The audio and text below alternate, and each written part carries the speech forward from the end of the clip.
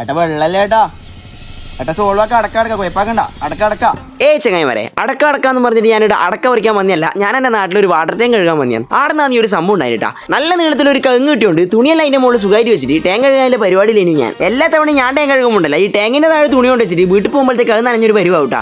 ഇതാണ് നമ്മുടെ ടാങ്കിൻ്റെ കണ്ടീഷൻ. പിന്നെ ഈ ഉറ്റിപ്പോകുന്ന വെള്ളം കണ്ടെങ്കിൽ ഈ ഒരു 2 തുള്ളി വെള്ളം അപ്പുറത്തെ പറമ്പിലേക്ക് വീണെന്ന് പറഞ്ഞിട്ടാണ് നമ്മൾ ഏട്ടൻ കുഴപ്പാക്കിയത്. എന്താ പറയാ അല്ലേ ഏട്ടാ, കുറച്ച് വെള്ളമല്ലേ ഉറ്റുന്നതെന്ന് ചോദിച്ചാൽ എന്നോട് പറഞ്ഞതാണ് എൻ്റെ പറമ്പിൽ ഒന്നും ഉറ്റണ്ടാന്ന്. ഇതെല്ലാം കേൾക്കുമ്പോണ്ടല്ല ആ ദേഷ്യം വരുന്നതിൻ്റെ അപ്പുറം വന്ന സങ്കടമാണ് കേട്ടാ.